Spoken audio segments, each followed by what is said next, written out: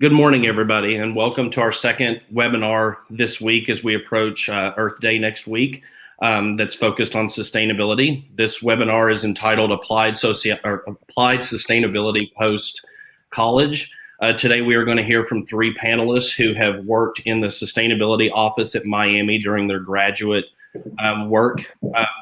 So before we get into introductions, I want to go through some housekeeping pieces. I'd like to mention that this webinar is being recorded today, so if you do have to hop off, that this webinar will be posted online for everybody to view. I'd like to thank the Alumni Association for putting together another sustainability-focused webinar today. And we have a function here today where you can ask questions, and we welcome those at the end where we'll do a Q&A after we go through the various questions with our three panelists. So without further ado, I will give it over to them for introductions. Hi there, everybody. I'm Kelsey Forren, and I am both a 2018 and 2020 graduate of Miami. I finished my bachelor's and master's in political science in 2018, and then soon thereafter started my master's of environmental science that I graduated with in 2020. I am currently the assistant director at the Global Energy Center at the Atlantic Council in Washington, D.C. And thank you very much to Adam and JJ and the Alumni Association for having us today. I'm really looking forward to it. Hello, everyone. I'm Olivia Herman. I'm a 2020 graduate at Miami. I got my bachelor's in strategic communications with co-majors in sustainability and food systems and food studies, and then my master's in environmental science. So 4 programs in 4 years. And I'm now at Austin Peay State University in Clarksville, Tennessee, working as their sustainability coordinator. Hi, everyone. I am Cecil Colter, and I have a Bachelor's of Science in Environmental Policy and Decision Making from The Ohio State back in 2017, and also do have a Master's in Environmental Science from Miami University 2020. In my current role, I am the the program assistant for the Environmental Professionals Network at The Ohio State University. And thanks for having us today. Yeah, thanks, everybody. It's great to have everybody together and to see everybody together again. Before we start going through questions, I want to just mention something very briefly that our first webinar for this week, or in this week, was entitled Sustainability for Environmental Wellness. That is recorded and online if everybody is interested to want to go back and see that for those that were unable to attend earlier in the week. But that webinar focused broadly on the climate crisis and the role that organizations play, as well as the role Miami plays in that. So I'm not going to spend time today kind of going through those topics since they were covered earlier in the week, but I do want to reiterate the value that students play in our sustainability efforts and our climate action work. All 3 of these alumni panelists today have been a part of that work and have gone on to use that experience in the applied field. So today we're going to be talking about their experiences at Miami, their experiences working in the sustainability office, and what that gave them, that experience gave them in their future career and what they do. So without further ado, I'll start the questions. Tell us what you do now in sustainability, what your current role is like.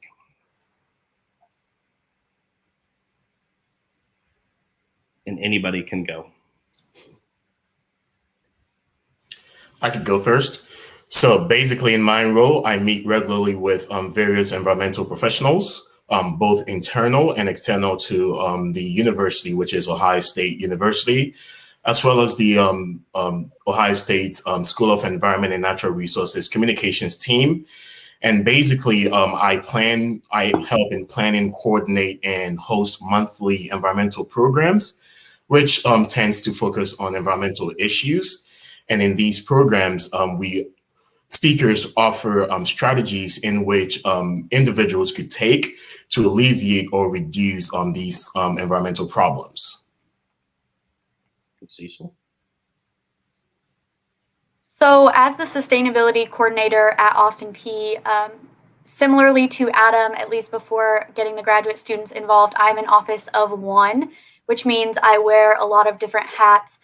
Primarily, I am the chair of our Sustainable Campus Fee Committee. Each student at Austin Peay pays a $10 fee each semester to create a budget of about $160,000 per year that is dedicated entirely to sustainability initiatives. Many of those are infrastructure projects. For instance, our largest project this year is converting our entire science complex to LED lighting.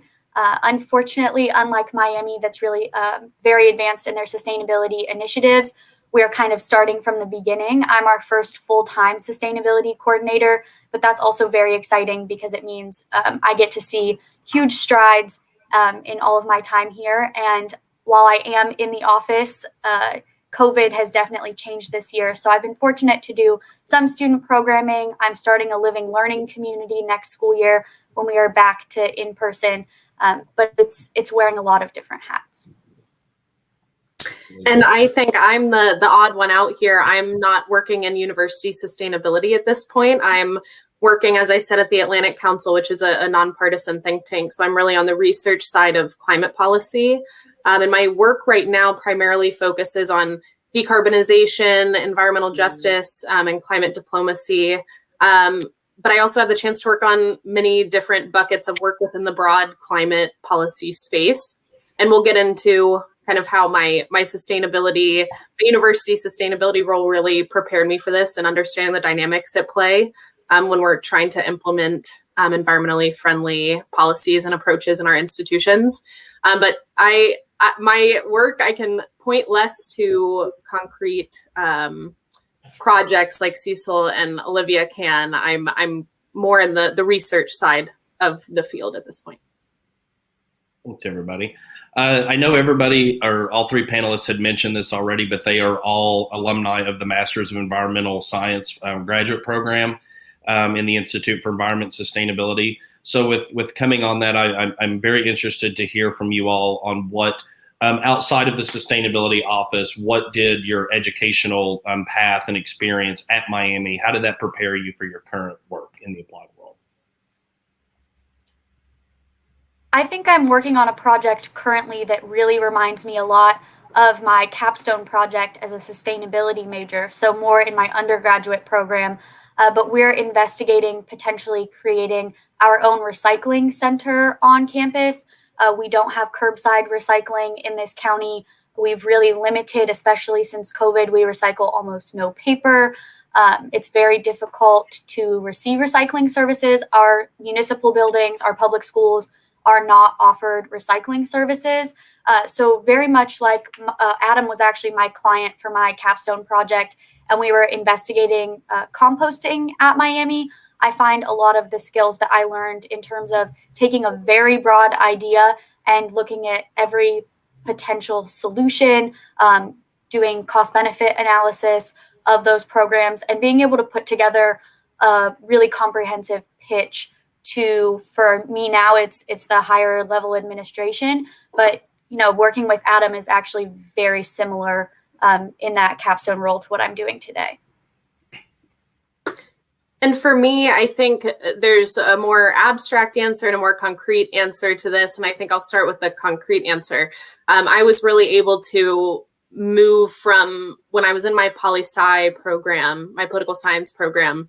I knew I wanted to work on environmental policy. I knew I wanted to be in climate policy as much as you can know at any point in your young life. And I had the opportunity to really fine tune that and kind of up my on paper cred by doing the environmental science program. So I think I really chartered the exact path that I wanted to take. And it's led me to exactly where I wanted to be within the climate policy space. And then the more abstract, that abstract lesson for me from my experience at Miami is, I got to work on a project that I think maybe Cecil and Olivia both worked on as well with the city of Oxford and preparing them for a greenhouse gas inventory. And my work now in climate diplomacy, it's very similar, the dynamics at play when a city is going from taking kind of stock of where they are and seeing where they want to go and how to fill that space between those 2 points. So I think that was really valuable for me, seeing, you know, this is how it really works. And this is how kind of organizations and countries even, and states and cities, this is how we have to move from, you know, our goals to achieving those goals. So I think that was really valuable for me. Okay, so I think I am in a unique situation here, since on a monthly basis, we do organize different environmental programs focusing on different issues. So basically, what I have actually gained from Miami is the opportunity to actually develop my personal and professional skills, basically working on the PSP, which is the Professional Service Project. With the city of Oxford, has actually given me the opportunity to hone in on those communication skills, being able to look at things critically, and also being a problem solver. Because I mean, basically, when you are looking at environmental issues, it actually involves a lot of critical thinking and being able to come up with different solutions, which is not really tailored to one audience, but then how that really tailors to the different groups we have. So Miami actually did really prepare me for this job, since in my current role, I kind of meet with different people, and being able to speak when you are meeting with these professionals is really a plus from the program. And I believe being able to analyze, or just like Kelsey did say before, just delving into the research side of environmental issues has been one thing I actually got from the program. Thanks, everybody. That's great. Another thing that I would like to, kind of building off of that, like to mention for everybody in the audience, is that you know, as Olivia had said, that she's a department of one, or an office of one. I am too at Miami, as Miami's director of sustainability. So the individuals that are in the sustainability coordinator or recycling coordinator role really help facilitate the work and plan and move forward and look at next steps and research. So all three of the panelists have been very integral in that work thus far. So I'm really curious to know how your all's experience, not just your educational experience at Miami, but your experience with the sustainability office and the work that we've done, how that afforded you the opportunity for your current work. Yeah, I was had the chance to be Adam's first sustainability coordinator after he had stepped into the role. And I think being kind of side by side with him, working through kind of learning the ropes and trying to rebuild this sustainability program that had been dormant for a couple years, I think at that point, it was really important for me to learn kind of how the baseline happens and how we first start building something back up and building momentum for this. And, you know, at an institution as big as Miami, there was lots of student involvement on these issues, but it was, you know, institutionalized through having a director of sustainability and the sustainability coordinator. So I think kind of being there at the beginning and seeing how Adam was building this up and how the university was working with him and responding and how students were getting involved, I think that whole process of seeing it from the start really helped me understand. Now, again, I keep relating it back to climate diplomacy because that's my field, but it makes me appreciate the early stages of getting people on board with climate policy generally and climate ambition more broadly. I think for me in my role as a sustainability coordinator, coming from a sustainability coordinator role, it's definitely very concrete. I think similar to what Kelsey said, that she was really able with her dual masters in political science and then in environmental science, she really shaped her experiences to be very competitive in the role that she knew she wanted to work in. And for me, that was, you know, kind of the exact same thing. Coming in as a communications major, I knew that I wanted to be spreading a message that I really cared about, and sustainability ultimately was that message. But working in the sustainability office at Miami made me realize higher education was really where I thought I could make the biggest difference. And I applied for over a dozen sustainability coordinator, assistant director. It's really the same role. School's just different, different titles, different offices that it's under. But this was a really awesome opportunity for me to prove on my resume that this was something I was capable of doing at 23 years old. There are not a lot of people who are in, this position. And I'm one of 2 women in the professional staff at the physical plant here at Austin Peay. So this made me definitely a very competitive candidate, and kind of proved that, I have these skills. I can work in a small office and still be very effective. Okay, and I actually share the same sentiments with Kelsey and Olivia. Working in the office has actually given me the opportunity to learn how sustainability in higher education kind of works. And basically, I also forgot to mention, in my current role, I also support student success by serving as a resource for them during networking events. Basically, doing as a recycling coordinator. So I must mention, I was the last person to be hired amongst the 3 of us. I started in as a recycling coordinator and also worked side by side with Olivia during her last months at the office, and also served as also took on role as the sustainability coordinator. So I actually did both works. And basically, one thing I got from the office was student engagement. And this is one thing that has actually carried on to my current work.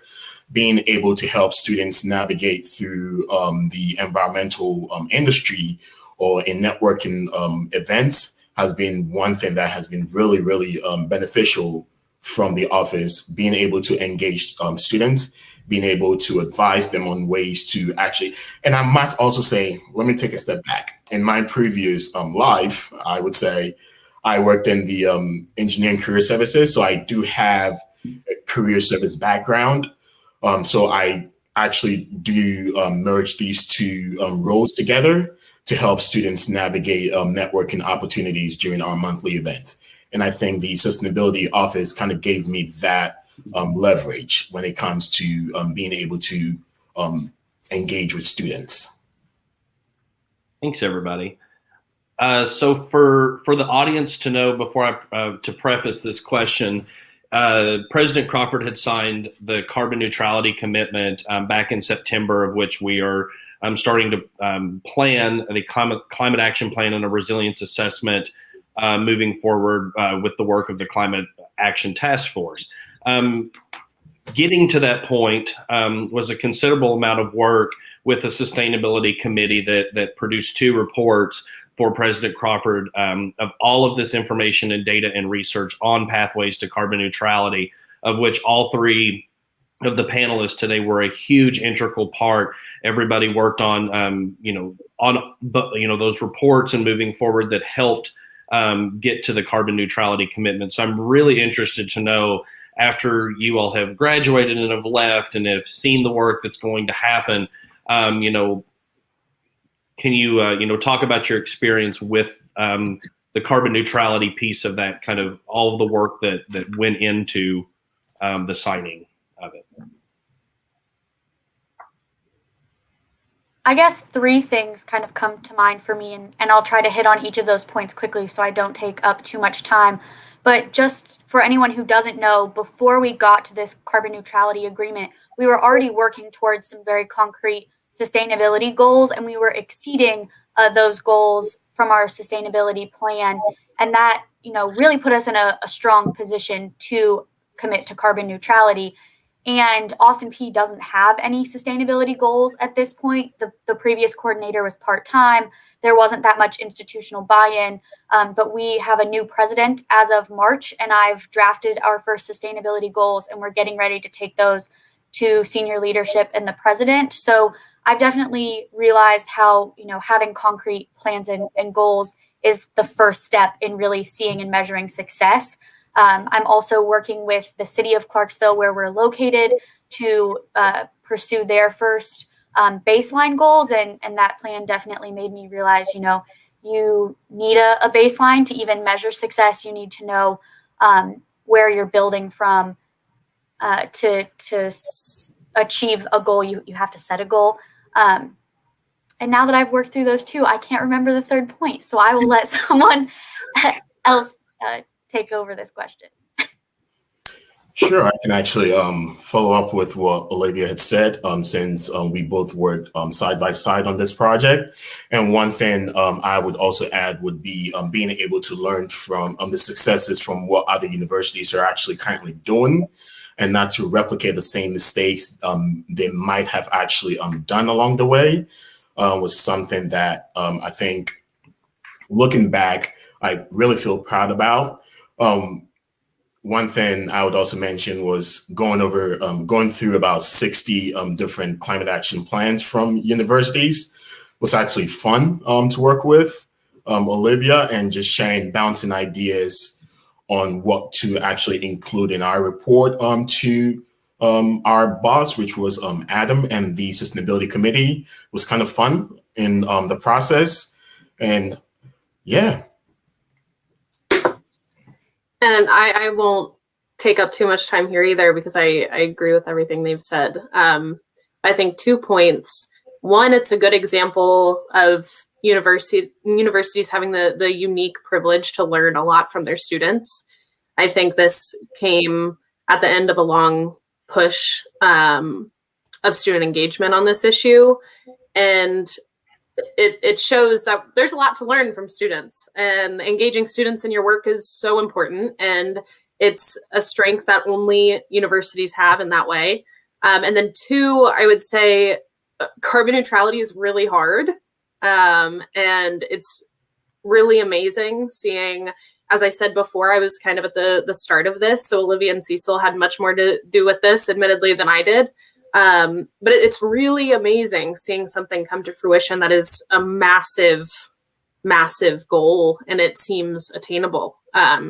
So just hats off to the Sustainability Committee and Adam and Cecil and Olivia. It's really amazing, an amazing feat. Thanks, everybody. So after you all have been a part of the carbon neutrality side of this, we can talk about sustainability broadly in the sustainability office, but just looking at the carbon neutrality and climate action work, how has that work? I don't know how really I want to ask this. How is it reformed, if it has, your understanding to an approach to sustainability in applied setting? I know some, others have touched on that, but if we can kind of elaborate on that a little bit more. I'll jump off on that one. I might sound like a broken record considering my last response, but I think engagement is key. And at universities, that looks like students, and at the city level, it looks like communicating with your stakeholders, your residents, your business owners, that sort of thing.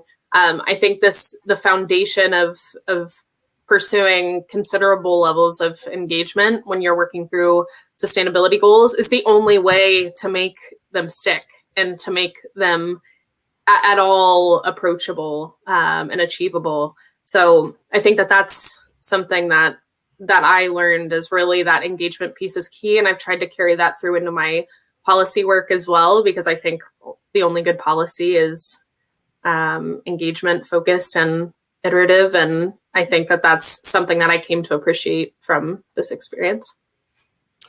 And just adding to Kelsey's point, it's engagement, and also just honing in, or I would say just welcoming ideas from different disciplines, basically working on carbon, global climate change is not really easy and straightforward as we all think.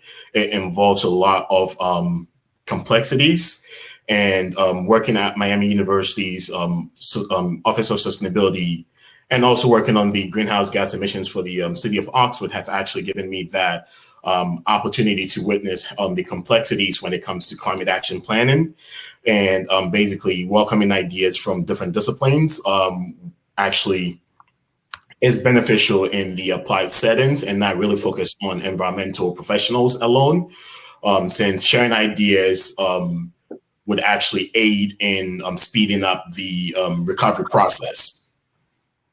And I think maybe what I took away from this entire experience is a little bit more abstract than what Cecil and Kelsey talked about.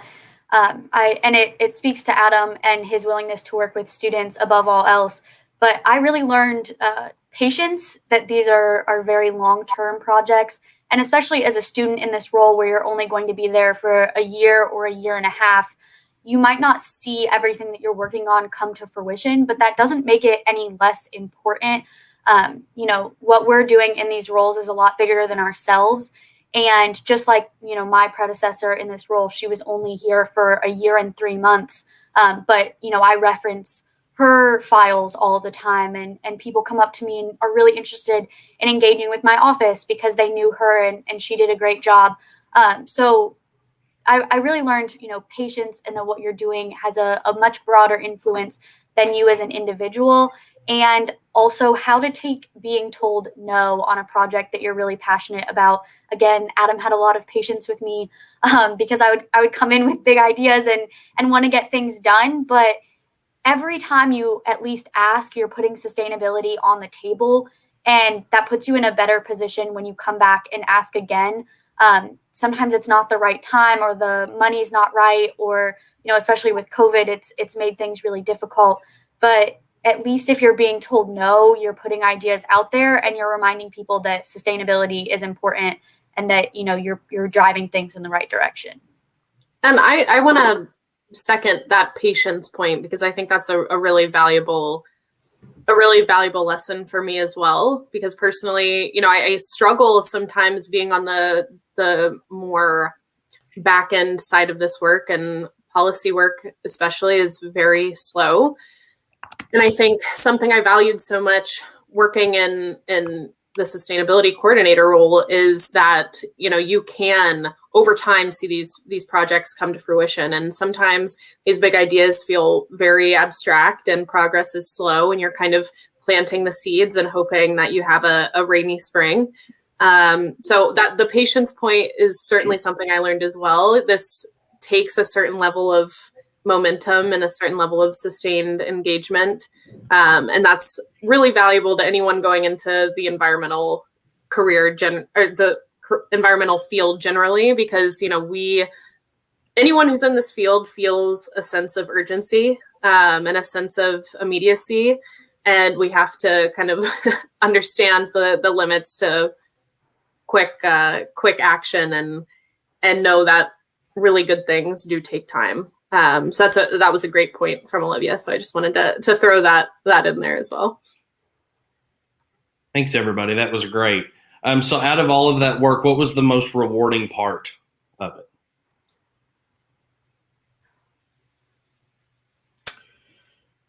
I could go first.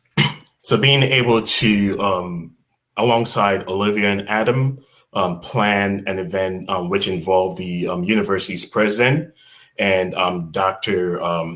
Crawford to play during our Recyclingmania game was actually rewarding, to be able to engage higher executives and see the willingness to contribute towards sustainability, and basically just encouraging people to recycle more was actually rewarding looking back.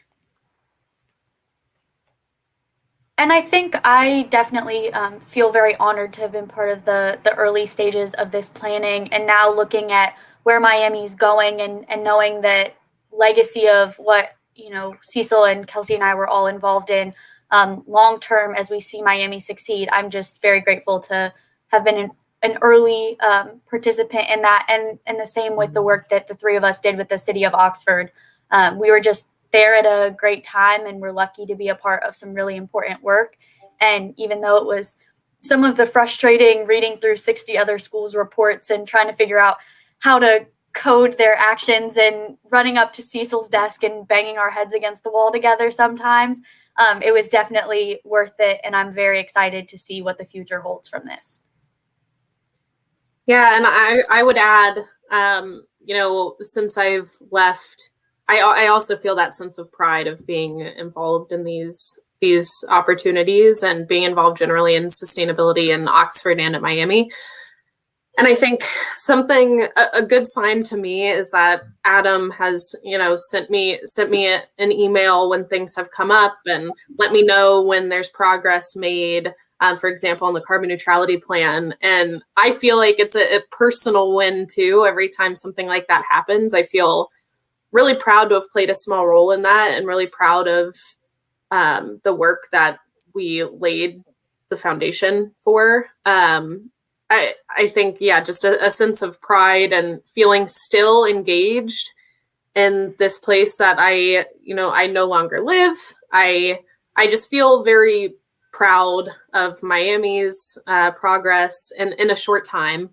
I only graduated 2 years ago, or left, I guess, Oxford 2 years ago, and moved to DC, and I just still feel very close to the place and to the issues, and feel very proud of the work that we've all been a part of. Awesome. So you all keep mentioning the role that students have and the role that students have in gaining sustainability experience in a higher education setting as they move into an applied setting. So as alumni that have done sustainability work, have come from disciplines that are very focused on sustainability and are now in sustainability focused applied work, what advice would you give students that are wanting to go down a similar path?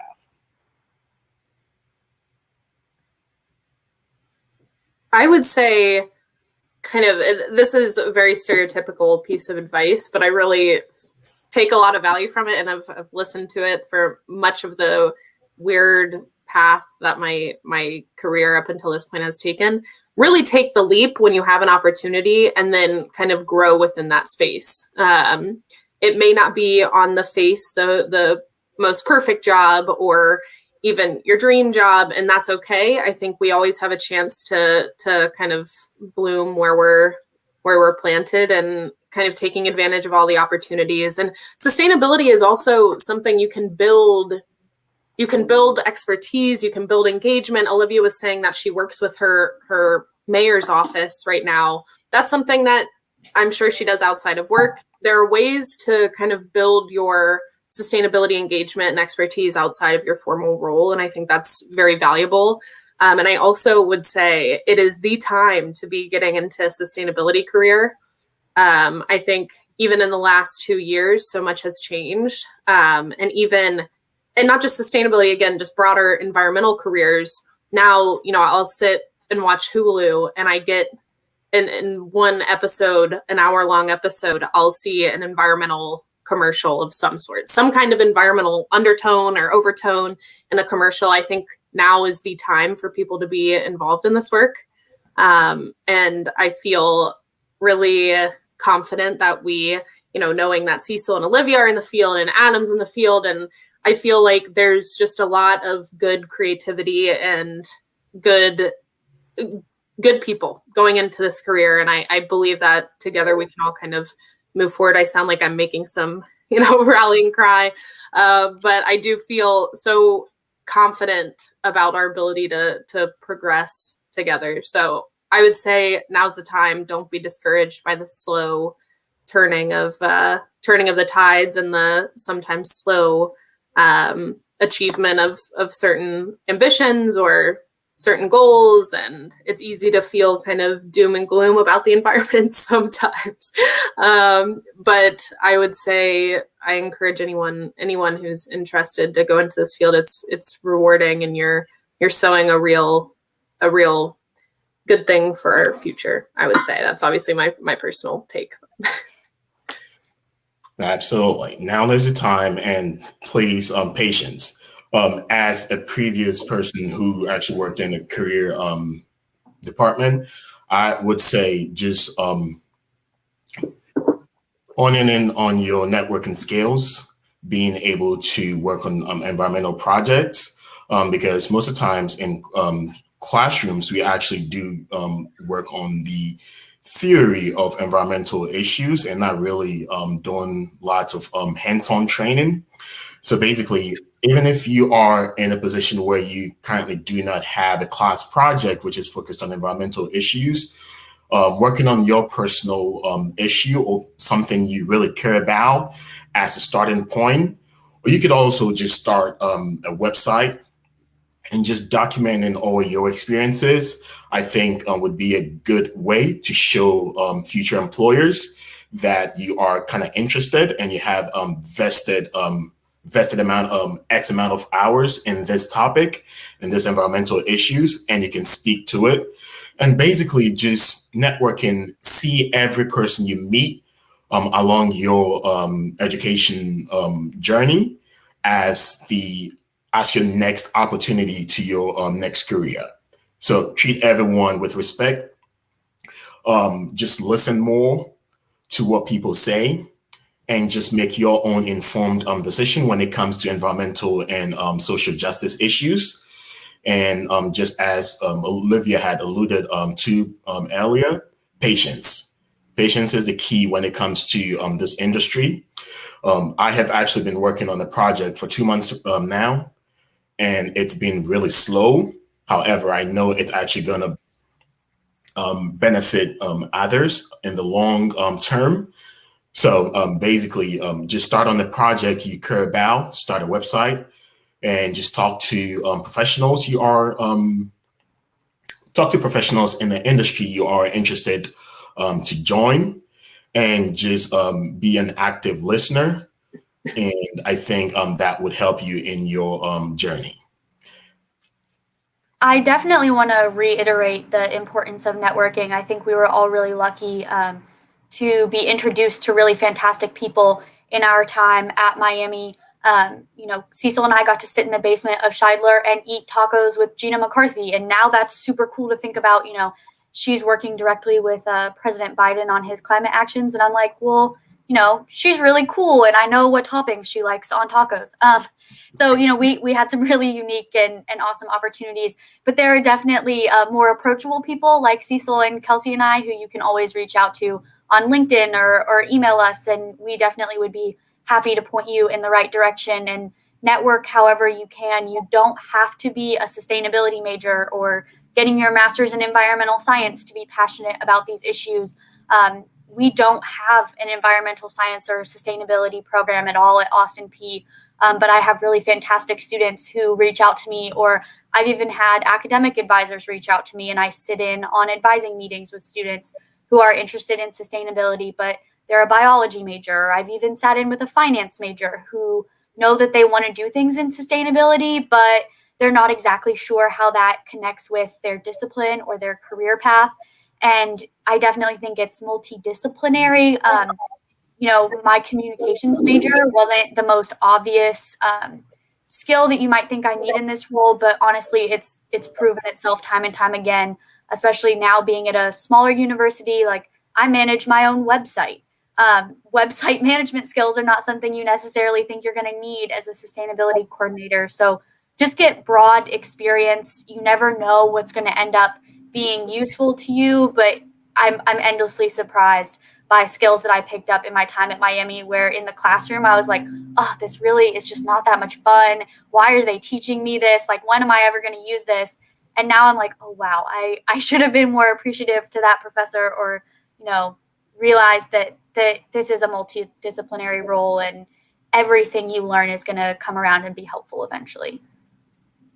Absolutely. And just to add to Olivia's last point, basically communication is actually key when it comes to communicating about a broad spectrum of issues. So as environmental scientists, we really do not, when communicating with audience, we tend to use lots of jargons, so to speak, and really do not break it down to what people would actually understand. And this would be an example of how you blend in other disciplines into any environmental discipline or sustainability, being able to blend in communications with your work, or probably someone with an art major being able to depict climate change, how it's going to affect countries, how it would affect countries, and then economics. What are the numbers when it comes to what profits or losses when you have islands underwater. What is the economic downturn or downside to these issues? So there are different ways you could actually integrate different disciplines to the work environmental science professionals actually do. Yeah, everyone has a role to play in this field, I think, and because it is so, it touches every part of our lives and every part of our economy. I think, you know, we have to really value kind of different disciplines, different backgrounds. That's the only way to create a truly multidisciplinary approach. So yeah, everybody has a role to play. Every skill is valuable. I wish I was more creative and could do the art depictions that Cecil was talking about. That would be a total disaster if I did that.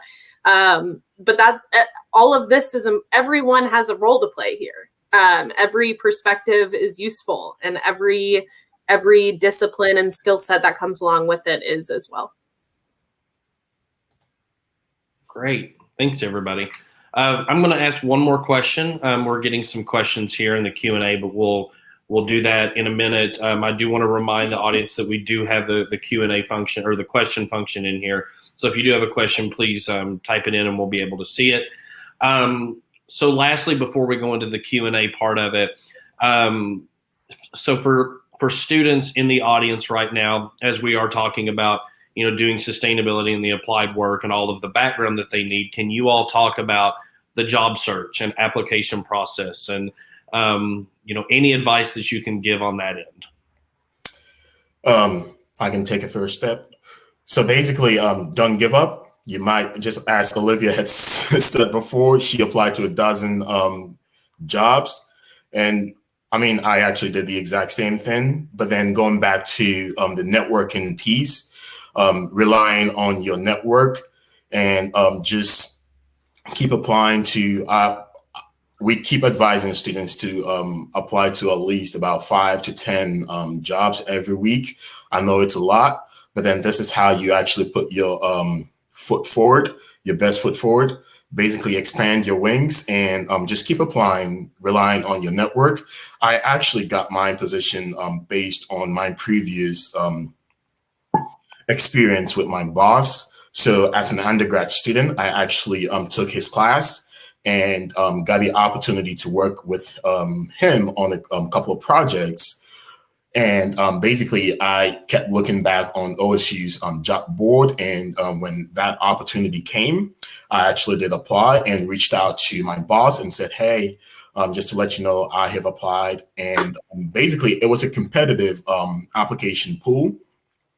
And I am thankful for that experience and basically what I have gotten from Miami's MEN program, and actually the sustainability office putting together all these skills kind of helped a lot. So basically relying back on your networking skills, and just keep applying to jobs, just keep searching. There are different job boards.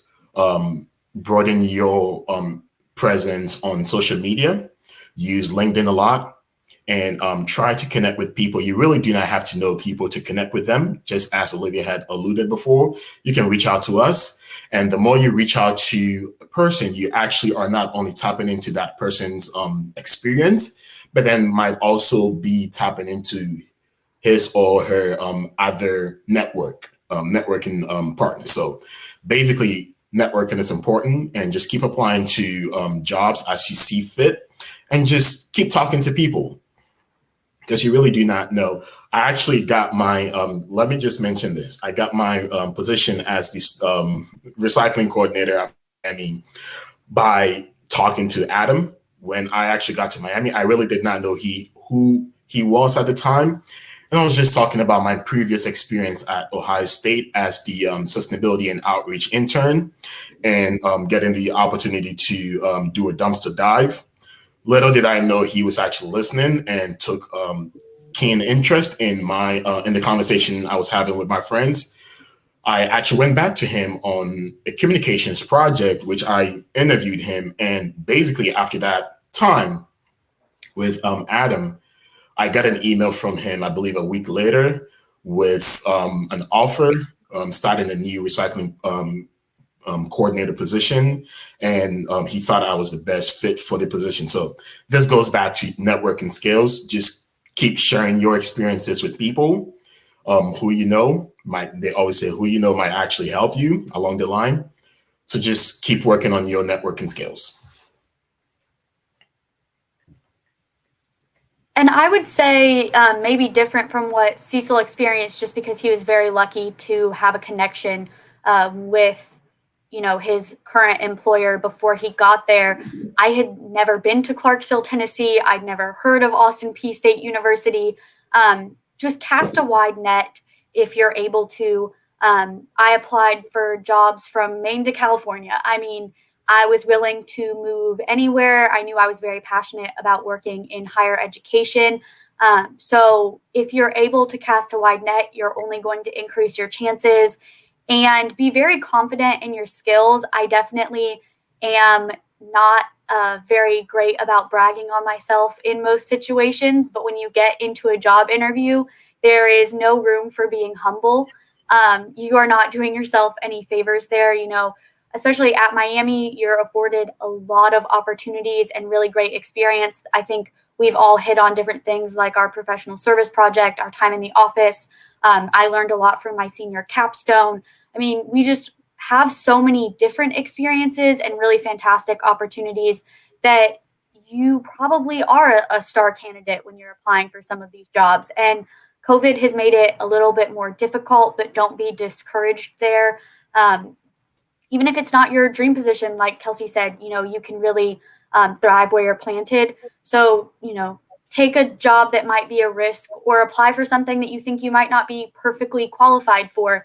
Because when you get in the room, if you can really sell yourself with confidence, that means the world to people. My closest peer in age is like 17 years older than me. In this office, and people are endlessly surprised when they realize that I'm closer in age to our students here than maybe to the folks that I'm working with on a daily basis. But it's about your skills and your personality and what you can bring to a role. So don't sell yourself short. Yeah, yes to all of that. Second, all of what they said. But I would also say, so my job has been kind of a series of fortunate events. And it goes back to the point that I think all three of us have made at some point during this last 45 minutes. And this is using every opportunity you're given and trying to see what you can leverage from it. So I actually, it's such a stream of events, but I interned through the Miami Inside Washington program the summer of my junior year. And I actually, the job that I first accepted in DC was from the organization I interned with over that summer.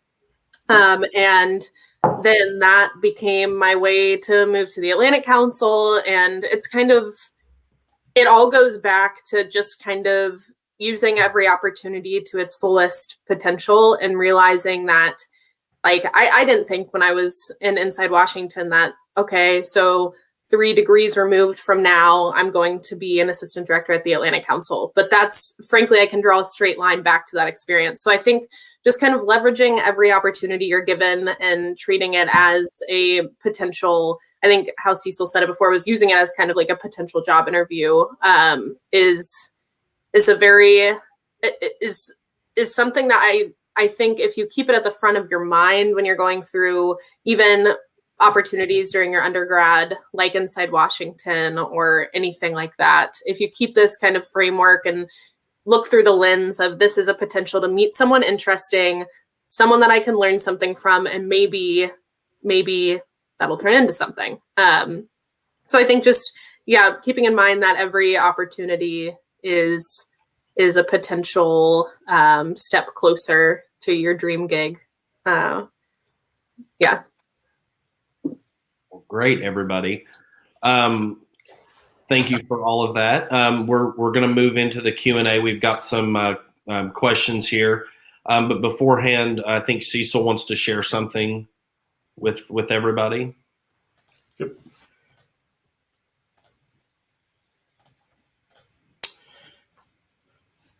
Can you all see my screen? Yes. Okay, so there was a question in the from the audience which said, for people not working in sustainability but who are passionate about the environment, what would you suggest as key individual actions to take? And this really goes back to the kind of work I actually do as an environmental professionals network. You can join these kind of networks and also contribute your part. For our monthly event, we do have our event coming up next week. That would be on April 21st. And it really talks about how individuals around and global citizens could actually take actions that would preserve the monarch species, habitats. And you could actually learn more. I would not take time really going through this, but then you can learn more at go.osu.edu/EPN APR 21. And you can actually learn about the great speakers we have in line. And these are some actions you could actually take if you are interested in sustainability, but then are not really in the field, joining an association or just being part of a network. Also, you really do not have to be part. You can just be present during monthly events to just listen on. And for the kind of programs we offer, we do have a broader spectrum of programs. We do have ones tailored on land use, wildlife, air quality, water issues. And so, yeah, you can actually check these networks out. And just let me know if you have any questions pertaining to this specific event that would occur next week. Thanks, Cecil. Thanks for incorporating that question into that. Kelsey and Olivia, would you like to build off that?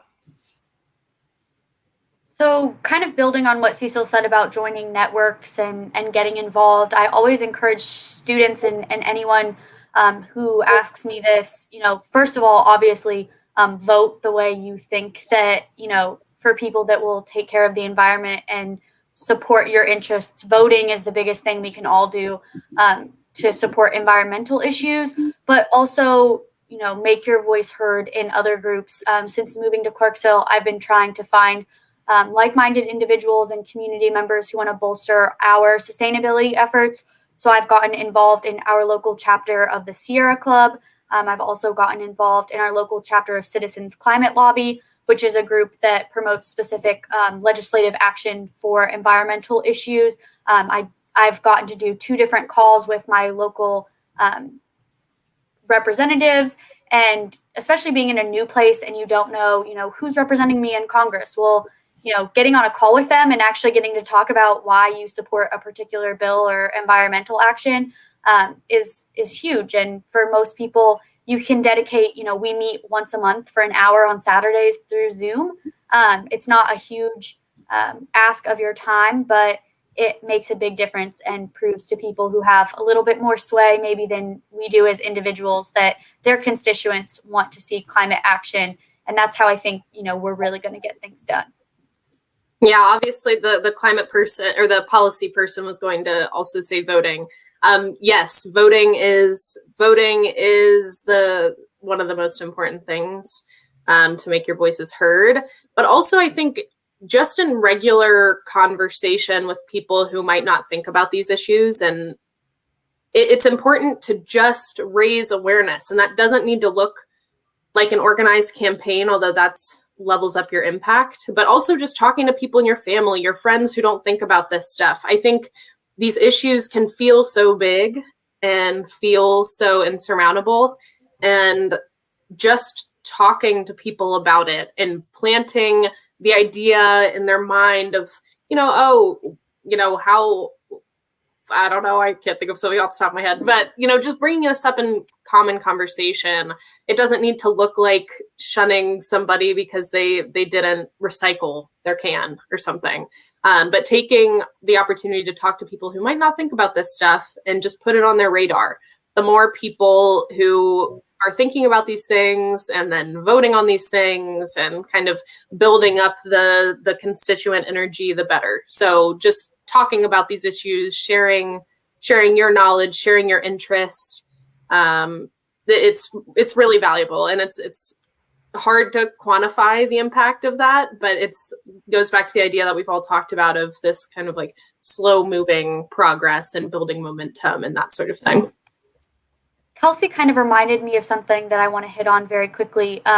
If you're interested in starting a group related to anything that you think people want more information, more education to integrate sustainability better, I was actually asked, our county has a creation care hub where folks in the Methodist churches all around my county are now getting together and talking about environmental issues on a monthly basis. And they invited me on a weekend to do a presentation with them just about, what my university does and how they might be able to integrate that into their churches. So anything you're already a part of, if you can voice your concern for environmentalism, even if you're not an expert, you can always bring people together that care about those issues. And there's going to be someone like Kelsey and Cecil and I or Adam who are willing to come in and talk to you because we're passionate about these issues and we want to help however we can. So, spread the word with whoever you can because there'll be someone willing to work with you. Great. Thanks for that, everybody. We've got one more question here in the that was submitted. So you've mentioned blending sustainability with other disciplines. Can any of you talk either specific opportunities you've seen peers take or how you might have another job function bring environmental advocacy into it? Yeah, I think that goes back to the example we all gave, basically blending in someone from the arts discipline, being able to work with someone within the environmental discipline and just depicting a strong, intriguing image about climate change or water affordability issues. I think this would be ways you could actually incorporate both sides. Yeah, and this reminds me of one of my good friends, my good childhood friends, who works in a totally separate career from this, and she works in an office, and she started her own recycling and compost collection, and she takes care of it on the back end. She takes care of delivering it to a facility and that sort of thing. But even something as simple as that, it just makes people think twice. So even in her office job, people are thinking about, okay, I have lunch scraps. I can put some of that into the compost bin. So just kind of incorporating them into your operations at your work is important as well, even though it puts the pressure on you to follow through on it. But if you're passionate about it, it's good to spread the love in this way. I think to Kelsey's point, especially, I've gotten involved. We have a community green certification program for small businesses that I'm now involved in. And, we send a spreadsheet of different ideas that they can integrate into their office, like switching to LED lighting, or even little things like not everybody needs to have a printer in their office. And actually, if you put one for each hallway, you're going to think twice about printing something. So you have to get up and you have to walk out to get it. So there are really little things for behavior changes that make a big difference. We've now certified several hundred businesses through this program. And they try to level up every year. We give out awards. So some healthy competition is always a good way for anybody to integrate sustainability. We've got pet groomers and heating and cooling companies and, the full gamut of different businesses that are participating and trying to be more sustainable. But it's also about, being a lifelong learner. I think whatever you're doing, you can learn more about these issues or find ways to integrate it. Being in higher ed, Cecil and Adam and I are really lucky that we're directly connected to education all the time.